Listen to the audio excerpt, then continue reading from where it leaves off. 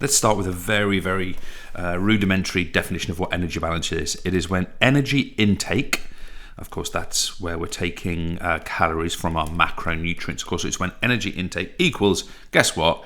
Energy expenditure.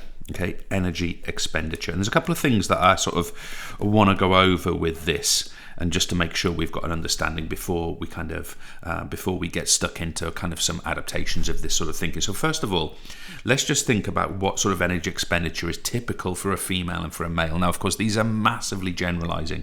So energy expenditure for a male is thought to be on average 2,500 kilocalories per day. Okay, that is thought to be a pretty reliable figure for men. That is what energy expenditure would sort of level out at for men. And for women, what we're talking about here, we are talking about females. We are talking about something in the region of 2,000 kilocalories per day. So one would suggest that in order to have an energy balance, on average, an average person would need that amount of energy intake, okay? And of course, what's going to happen is the following.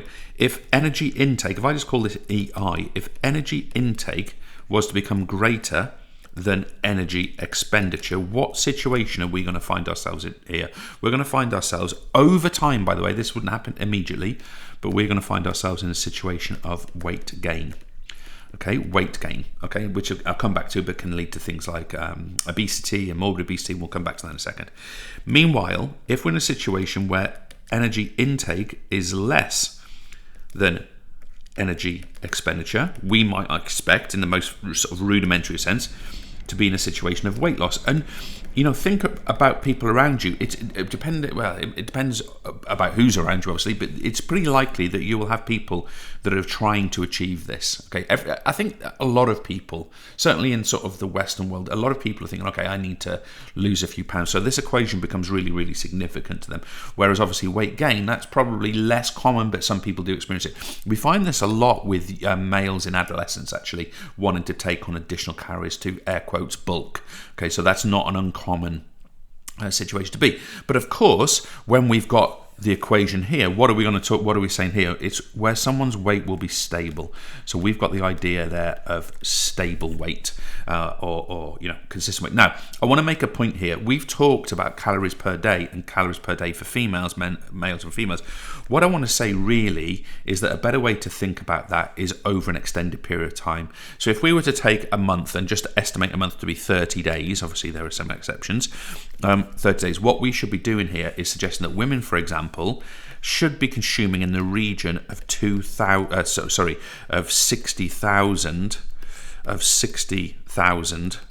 kilocalories over the course of a month. That's really a better way of thinking about it than I have to religiously stick to 2,000 calories or whatever it is for me per day. No, we want to think about this over an extended period of time. Otherwise, the old birthday scenario where you want a bit of cake or you go out for dinner because it's your anniversary, got mine coming up, that's going to become quite important. And people are going to make, let's say, unhealthy decisions. There's nothing wrong with having this in a one-off scenario in a short-term period of time.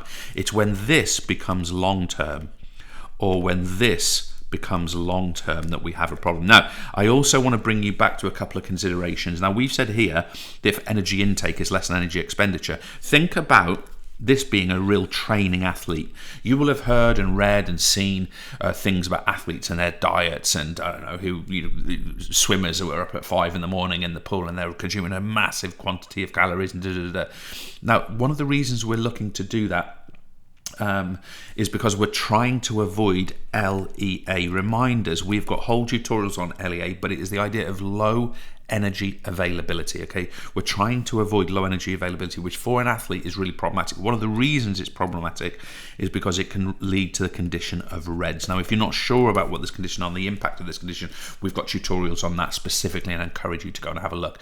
But this is not just about weight gain, it's also about actual training quality. If we're in that scenario, of course, and we experience low energy availability, it's really predictable that this athlete is going to have a decrease in quality of training. Therefore, the fueling of training is really, really important. And remember, What we're talking about here is that energy provided by those macronutrients, which again we've studied elsewhere. Now, with all that said, I do want to focus on kind of weight gain and weight loss a little bit, because I just want to give you a definition of obesity, because of course it's a really, really important health term for us. Obesity is defined as a BMI. It would be defined as a BMI, which is body mass index, of greater than 30. Okay. Now, this is an interesting one. There are a couple of problems with that calculation, but what we're saying is that if an individual has a BMI over 30, that is where obesity has been experienced, and obesity has health implications. Now, it takes months and years to achieve obesity. Not that it's an achievement in that sense, but to realise, to get to the state of obesity. But health implications are quite significant of obesity. First of all, there are lots of associated conditions with obesity, and they can be things like difficult knee pain to coronary heart disease to various other things. But what we can say categorically is that it has a serious increase in the likelihood of coronary heart disease early. Okay, and that of course is something.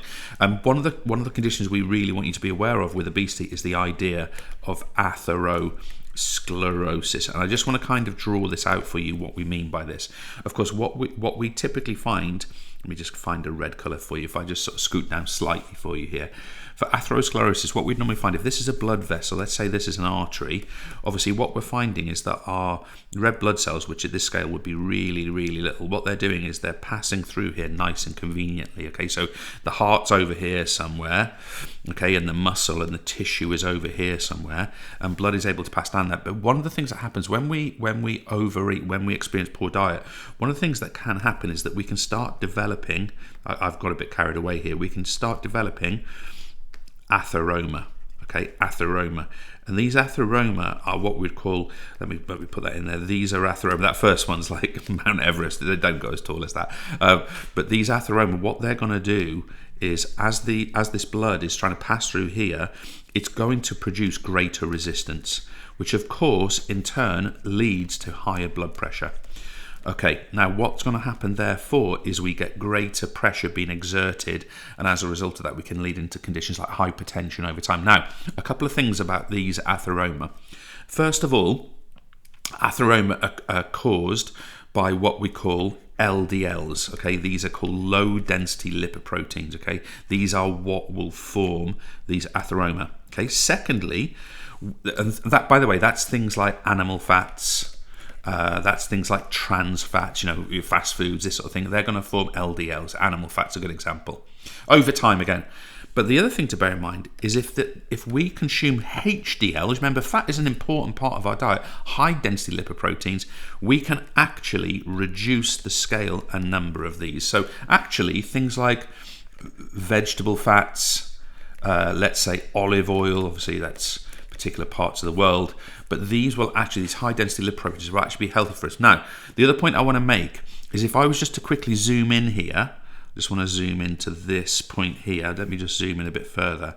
I just want to show you something about these atheroma. Ignore those green crosses. They should. In fact, let me put a new atheroma in. Let's imagine we've got one here. Okay, so we've got an atheroma here. What can happen with this atheroma is not just that it forms a blockage, but here what we would get is that the lining of the blood vessel would become what we call calcified. And when we say calcified, what this can lead to is a condition called arteriosclerosis. So this is not atherosclerosis, this is the calcification, the hardening of the artery. Remember, these arteries, they've got to be able to flex outwards like this and stretch and resist tension. So imagine we're now getting a situation of increasing blood pressure and now the decreasing capacity of the vessel wall to actually flex with that increased pressure. That of course is going to lead to things like blockages and can lead to things like stroke, heart attack, angina, what I said before, CHD. So I just wanted to mention those things, or those associated conditions with things like obesity. It's not unimportant that those things are discussed and we have an awareness of them. Can be awkward, obviously, to talk about, being a bit heavy, let's say, but it is something that we need to grab an awareness of. Anyway, I'm not sure where I'm trying to take you on the screen with this. I shall leave you with those thoughts.